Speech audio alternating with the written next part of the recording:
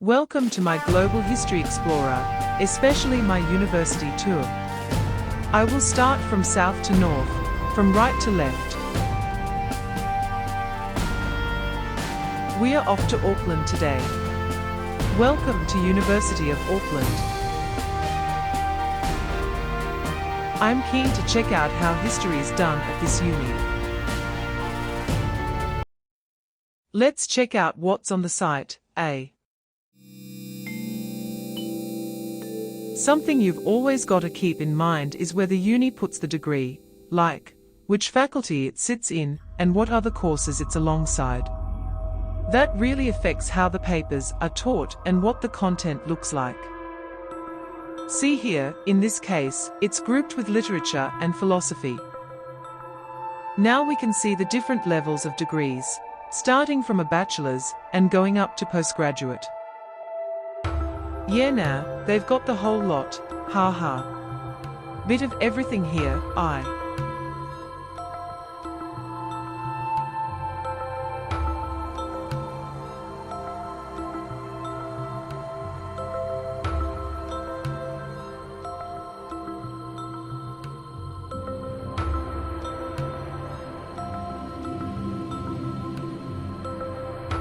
Let's have a look at classical studies and ancient history now.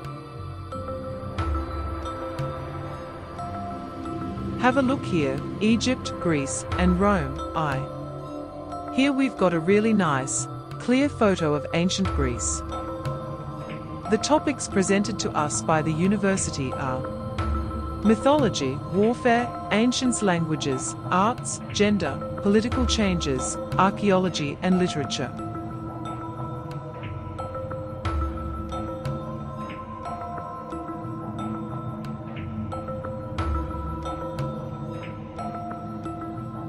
Now let's take a look at the courses. A crucial part when deciding where to study, no matter what field you're in. So yeah, it's got 3 levels to it. Here are the questions the uni throws out to get future students curious. Who was Cleopatra? How were the pyramids built? Why are we still so fascinated with Greek mythology? Later on, we are told that when we finish our bachelor's degree, we will have skills in research, critical analysis, evidence interpretation, argument construction, persuasive writing, oral communication, and independent thinking. Our graduates are valuable assets in any field. Alumni now work in media and television, politics, government, technology, fraud detection, teaching, conservation, museums, art, academia, historical preservation, and advertising. However, I do not entirely agree with this statement from the university. I believe it needs to be complemented with more tools. For example, if we learn about Queen Cleopatra, we actually get to understand a lot about the civilization and the time she grew up in. You pick up general knowledge, critical reading skills, and everyday life patterns. I'm totally fine with that. Now let's have a look at classical mythology. The description says we'll be learning about the gods, heroes, and monsters of Greece, Egypt, and Rome. As for the course's Introduction to Latin Language 1 and 2, they mainly focus on grammar and vocabulary. If you only study the 4 subjects mentioned above, I think it will be difficult for you to work in technology and fraud detection. You would have to study those subjects on your own. That is extremely specialized content. On the other hand, you could only work in museums, TV programs related to those 3 cultures, and possibly teach Latin. As for politics, I also see it as a bit limited, especially if it's current affairs, because it also requires knowledge of economics, public relations, and other subjects. Now let's look at some of the other courses. Ancient Egypt. The uni gives us a broad overview of 2,000 years, right up to the fall of the Egyptian Empire, with a focus on art, literature, and religion. The second course is Ancient Greece. According to the uni, we'll be studying from the Bronze Age through to the fall of the Roman Empire, using both archaeological evidence and literature. Though it does make me wonder, why don't they include objects like that in the Egypt paper too? It's possible the uni wants to present Egypt more on the mythical, decorative, artistic, and religious side, while Greece comes across as something more intellectual. Maybe it's because Greek culture had a stronger influence on New Zealand's own cultural foundations. Or maybe they've got access to archaeological pieces or partnerships with overseas universities. Alright, now let's have a look at Rome, kinda the center of it all, eh? The main focus here is from the Republic through to the early days of the Empire. But, unlike with Greece, they don't really say what the angle is, or if they'll bring in any archaeological stuff. Bit of a contrast, don't you reckon? And now we move on to how love and death are portrayed in Roman literature, mixed in with the Greek stuff, of course. The texts aren't studied in the original languages, though, just in English.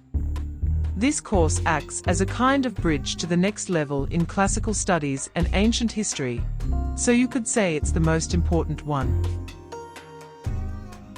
It's interesting that even if we already know some Latin, or have a bit of a background, they still don't teach Greek.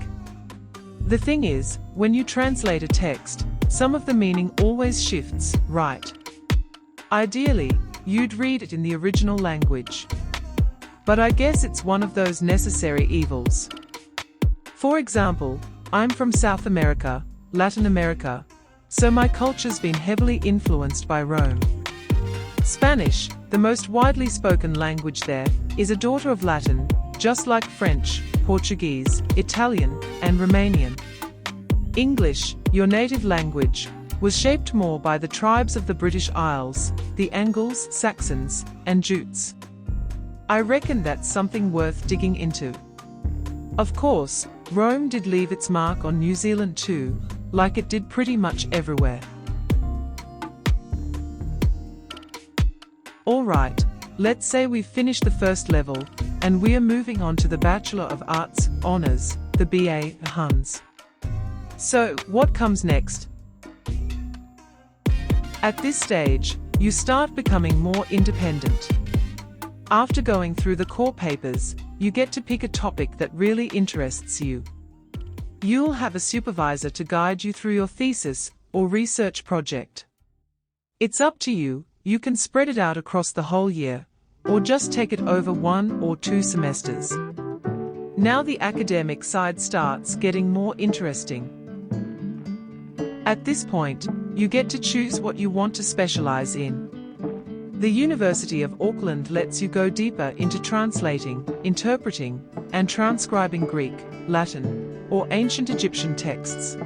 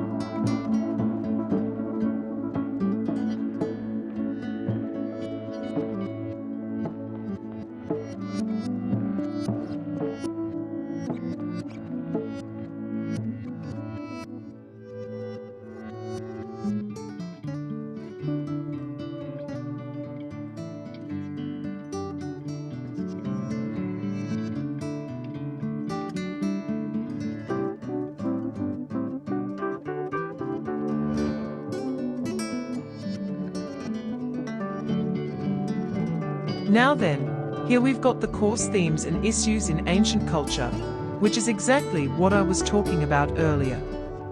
These kinds of papers are the ones that really guide you and give you the tools to face both academic and professional life. However, the uni doesn't actually let us see what the course content is about in detail. Finally, in the course sources and approaches for the ancient world, you're likely given the tools, or at least that's what I assume, to properly analyze sources, methods of doing history, archaeology, and works of art. This is where you learn to spot whether a piece is fake or genuine, and start applying real critical weight to your work. It's the moment where your cleverness and sharp thinking really need to shine. All right then. We've completed our thesis and defended it. That was part of the master's degree, but the university also offers a postgraduate diploma in arts. With that option, you can take papers from other fields too. It's a great option if you're having trouble getting your degree recognized outside New Zealand. Or if you feel like the courses and content from previous levels weren't quite enough, this path is honestly fantastic. For domestic students in New Zealand, the cost typically ranges from $5,405 to $6,030, depending on the papers. Compared to the United States, where tuition fees for similar postgraduate degrees can easily exceed $20,000 to $30,000 per year, this is considered relatively affordable. The university offers admission for both New Zealand and Australian students, treating Australians as domestic students. This also applies to those who are citizens of the Cook Islands, Tokelau, or Niue. If you hold New Zealand residency, but are not from any of these places, you'll still be considered a domestic student. Otherwise, you'll be classified as an international student. You need to keep an eye on the admission dates and make sure you know which category you fall under. I'm not going to go into that, because that's not really our focus here. We're interested in history. But if you'd like me to cover it in another video, let me know in the comments. If exploring the roots of ancient civilizations through this program sparked your curiosity, give this video a like. And if you're keen to keep uncovering how universities shape our understanding of the past, hit subscribe. The story doesn't end here. Now we move on to the highest level of academic achievement a historian, or any scholar in the humanities, can aspire to. This is where knowledge becomes contribution, and research becomes legacy. The doctoral study in history, at the 150th best university in the world, according to the QS World University Rankings. In case you didn't know, a PhD is where you become the innovator. You found a gap, something the world hasn't studied yet, and your research is the contribution. Thanks to the internet, we now have access to almost everything, except what you are about to discover. There are so many fascinating topics out there. Globally, and especially across Latin America, we know very little about Maori culture. For many, the only reference is Disney's Moana. New Zealand itself is quite unknown in historical terms, how it became a nation, how its identity formed.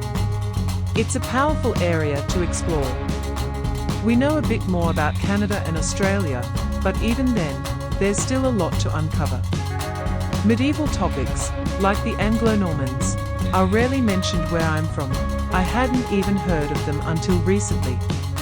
The history of science in Britain, that's more widely known in South America. Japan and the US are very studied. China, to a lesser extent. Irish history, though, not so much. Then you've got the hot topics: environmental, maritime, transnational, and comparative history. These are highly researched and very sought after in today's academic market. But I'll dive into that in another video.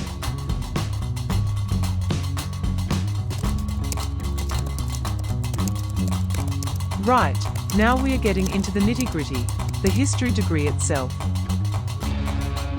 The text starts with, delve into the past and uncover the rich tapestry that created the world we know today.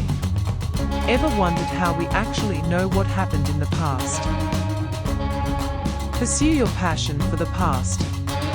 The uni invites you. I find it really meaningful that Aotearoa embraces Maori names, even at the highest levels, like the Minister for Culture and Heritage. It's not just symbolic. It reflects a deeper commitment to honoring Indigenous identity. We also come across the concept of Waipapa, which is quite new to many of us. It refers to Maori heritage, genealogy, and ancestry, a deeply rooted part of how identity is understood here in Aotearoa. Let's take a look at the first course. It focuses on the phenomenon of globalization, beginning in the 15th century. There's a strong emphasis on the rise of networks, religions, empires, migrations, and even epidemics. It's a deep dive into how interconnected our world became, long before the internet ever existed. Of course, it was a globally disruptive era. Full of revolutions, the hippie movement, environmental activism, and clashing ideologies. What happened in the States didn't stay in the States.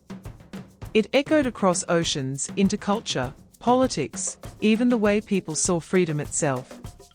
Lyndon B. Johnson visit the Kiwi country for first time. It's quite striking, really. We move from a global lens to a tight national focus, zooming in on just 2 decades in the US. It says a lot about what the university considers historically transformative, even from this side of the world. In heaps of unis across LATAM, a course like this would usually be an elective, or maybe part of a post-grad program. Pretty interesting to see it treated as core content here, eh? Then we take a quantum, and pretty massive, leap backwards with the third course, all the way from c.50 to 1650. It dives deep into the holy and religious wars across Islam, Christianity, and Judaism. Body and blood, religious cultures and conflicts focuses mainly on the ancient world and medieval Europe. What strikes me, though, is the absence of China, India or even Russia, which had huge religious influences of their own. Still, pretty fascinating stuff. Once you've gone through those first 3 papers, you're expected to pick a focus area, whether that's art history, classical studies and ancient history, English, Maori studies, or politics and international relations.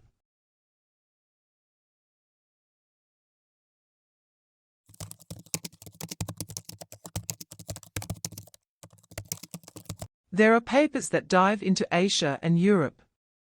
From Asia, it's mostly the symbolic and artistic traditions, quite similar to what you'd find in courses on ancient Egypt. Europe, on the other hand, is explored through its ethnicities, languages, philosophy, and key historical figures, from the medieval period through to modern times. Then, you get something uniquely local, Te Tiro Wakamuri, a paper grounded in Maori culture and its historical perspective. In the following semester, we trace the fall of the Roman Empire, a perfect complement to the global threads explored in the earlier degree. Then we are back to 20th century Germany and the aftermath of Nazism, in dialogue with what we've already seen about the US and the Body and Blood paper. There's a noticeable focus on American history, its decline, its reinventions, and its global ripple effects. We also step closer to home, with courses on New Zealand's own history around 1900 and the broader Pacific region. Gradually, the lens shifts toward geopolitical dynamics, war and diplomacy, African American perspectives on conflict and peace, the Second World War, the late stages of Chinese and Japanese transformation, and the Irish uprisings of 1798. The final stretch brings things full circle, a course on public policy through a Maori cultural lens, and one that brings art and history together in the age of the European Renaissance. There are also papers focused on health, psychiatry and mental care, with a strong emphasis on the British colonies, who were early pioneers in shaping these systems. This topic tends to be in high demand in today's job market, especially because it allows us to trace the historical pathways of disease and help prevent major consequences in the future, just like what we experienced during the pandemic. And last but not least, the Waitangi historiography course really stands out. It's all about how Aotearoa thinks about its own past, the law, and how history's been shaped through a strong cultural lens. Pretty eye-opening stuff, to be honest.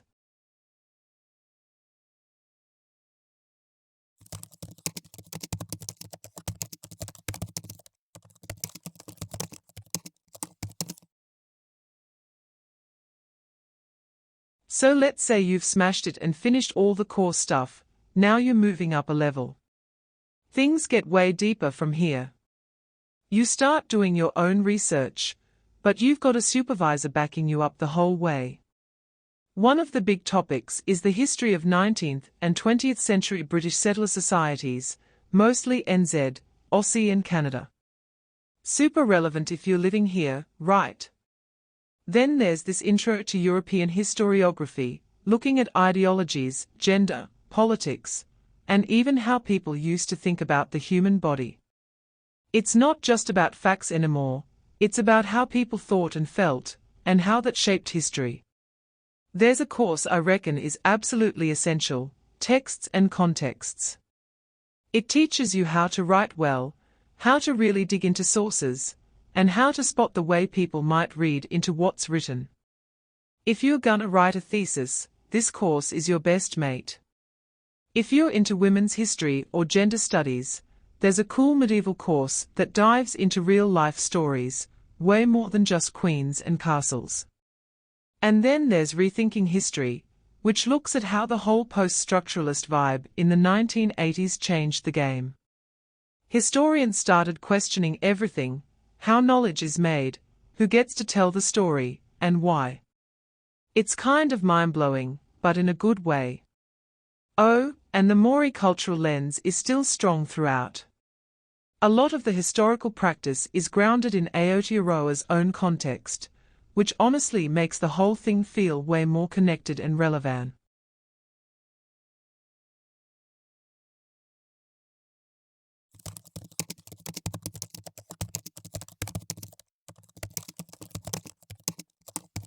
After walking through the entire history program at the University of Auckland, one thing stands out clearly: history here isn't treated as a straight timeline, but more like a web of stories, events, questions, and perspectives.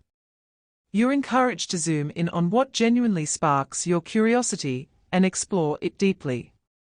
Being based in Aotearoa, New Zealand, it's no surprise the uni places strong emphasis on Pacific histories, including New Zealand itself, Australia, and Canada. But it also shows a surprising level of interest in the United States, which hints at deeper cultural and political connections. Even if you don't know much about US history, you can feel it's an important thread running through the program. What I really appreciated was how the Maori perspective is not just included, but central in many courses.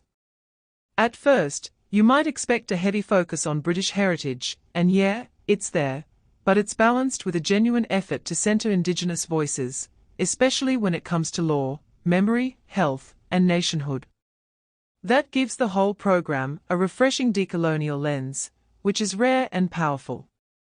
Overall, history at Auckland isn't just about memorizing facts, it's about learning how to think historically, to engage critically with the past and present, and to become someone who can ask better questions about the world.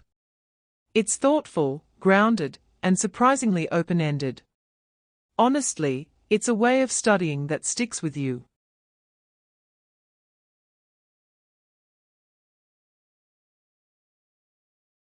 One potential drawback of the University of Auckland's history program is its regional concentration.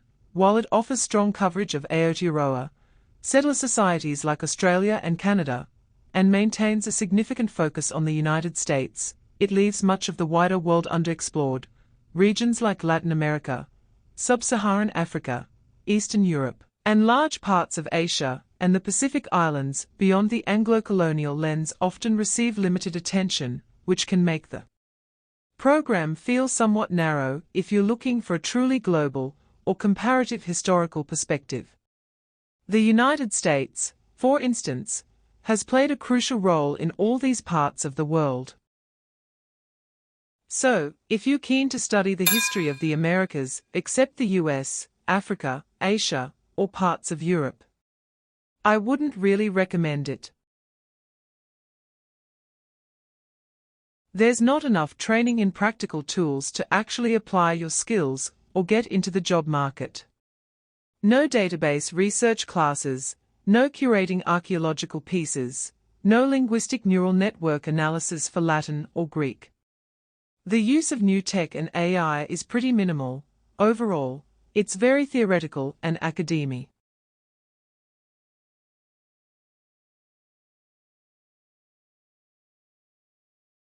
Even though you graduate with a Bachelor of Arts, I don't think the name fits well with the actual content. There's very little focus on the arts. It really lacks papers on visual analysis, sculpture, photography, comics, paintings, communication, material culture, and design. Honestly, the degree title needs to be rethought. It's not all bad. This uni's for you if you're into philology, like the origins of words, their meanings, literature, and basically everything to do with language. There's definitely something here for you.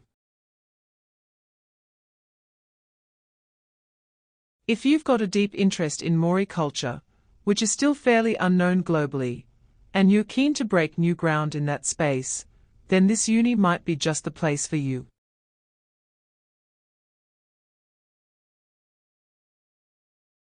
If you're into understanding war conflicts, especially those involving the US, this program definitely gives you heaps to dig into.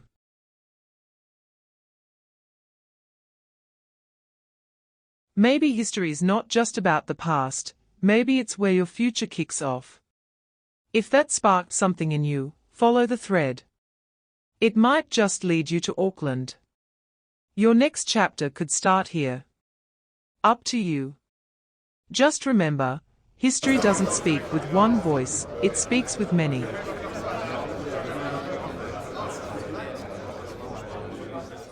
If this spoke to you, share it with someone who might feel the same.